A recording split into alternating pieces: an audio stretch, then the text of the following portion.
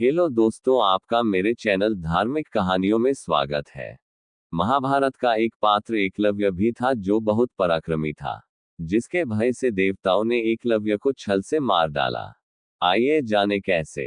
एकलव्य निषाद राजा हिरण्यधनु तथा उनकी पत्नी सुलेखा का पुत्र था। यह एक भील जाति के थे। एकलव्य के पिता ने एकलव्य का नाम अभिद्युम्न रखा था, परंतु लोग उसे अभय के नाम से पुकारते थे। अभय ने अपनी शिक्षा अपने कुलीय गुरुकुल में ही प्राप्त की थी और वह बालपन से ही अस्त्र शस्त्र विद्या में बालक की लगन और एकनिष्ठता को देखते हुए गुरुकुल के गुरु ने उसका नाम एकलव्य रख दिया। जब एकलव्य युवा अवस्था में आया तब उसके पिता हिरण्यधनु ने अपने एक मित्र निषाद की कन्या सुनीता से उसका विवाह करा दिया। एकलव्य धनुर्विद्या की उच्च शिक्षा प्राप्त करना चाहता था। उस समय धनुर्विद्या में गुरु द्रोण की ख्याति बहुत प्रचलित थी, पर वह केवल ब्राह्मण या क्षत्रिय जाति को ही शिक्षा देते थे और शूद्रों को शिक्षा देने के विरोध में रहते थे।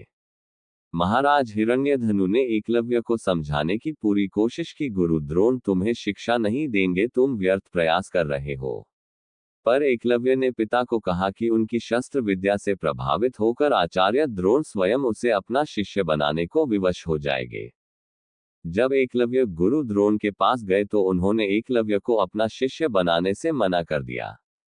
तब एकलव्य ने वन में आचार्य द्रोण की एक प्रतिमा बनाई और धनुर्विद्या का अभ्यास करने लगा। वह उस प्रतिमा को गुरु के रूप में रखकर उसके सामने धनुर्विद्या का अभ्यास करता था। एक बार द्रोणाचार्य अपने शिष्यों और एक कुत्ते के साथ उसी वन में आए। उस समय एकलव्य धनुर्विद्या का अभ्यास कर रहे थे। कुत्ता एकलव्य को देखकर भौंकने लगा। कुत्ते के भौंकने से एकलव्य की साधना में बाधा पड़ रही थी, तो उसने अपने बाणों से कुत्ते का मुंह बंद कर दिया और कुत्ते का भौंकना शांत हो गया। एकलव्य ने इस तरह उस कुत्ते का मुंह बंद किया, बाण चलाकर कि कुत्ते को किसी प्रकार की चोट नहीं लगी। कुत्ता द्रोण के पास भागा। द्रोण और शिष्य ऐसी श्रेष्ठ धनुर्विद्या देखकर अचरज में पड़ गए और उस कुत्ते का ये हाल करने वाले महान धनुर्धर को तलाशने लगे। कुछ दूरी में उन्हें एकलव्य दिखाई दिया, जिस धनुर्विद्या को वे केवल क्षत्रिय और ब्राह्मणों को ही सिखाना चाहते थे, उसे शूद्रों के हाथों में जाता देख वे बहुत क्रोधित हुए और चिंता में पड़ गए कि एक शूद्र इतना अच्छा धनुर्धारी कैसे हो सकता है। द्रोण ने एकलव्य से पूछा, तुमने ये धनुर्विद्या किससे सीखी?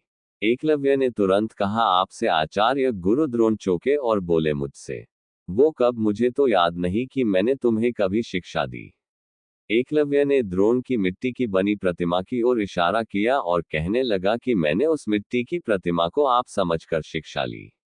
द्रोण ने एकलव्य से कहा कि अगर ऐसा है तो गुरु दक्षिणा में अपने दाएं हाथ का अंगूठा मुझे दो। एकलव्य ने बिना कुछ सोचे समझे अपना अंगूठा काटकर गुरु द्रोण को अर्पित कर दिया।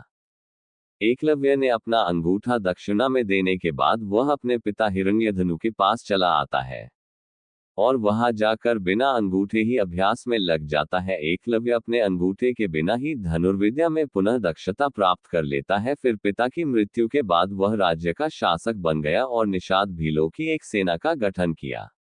एक बार जब एकलव्य ने मथुरा की सेना पर आक्रमण कर दिया था, तब यादव वंश में कोहराम मचने लगा। जब ये श्री कृष्ण ने देखा कि दाहिने हाथ में सिर्फ 4 अंगुलियों के सहारे धनुष बाण चलाते हुए एकलव्य अकेला ही सैकड़ों पर भारी था, कृष्ण को वंश के नाश होने का भय सताने लगा, तो इसी युद्ध में कृष्ण ने छल से एकलव्य का वध किया था। कृष्ण ने अंतिम में ये स्वीकारा अर्जुन के सामने कि अर्जुन, तुम संसार में सर्वश्रेष्ठ कहलाओ। इसके लिए मैंने न चाहते हुए भी तुम्हारी जानकारी के बिना भील पुत्र एकलव्य को छल से मारा, ताकि तुम इस संसार के सर्वश्रेष्ठ धनुर्धर कहलाओ। ऐसे ही धार्मिक कहानियों के लिए मेरे चैनल को सब्सक्राइब करें, लाइक और शेयर करें। राधे राधे।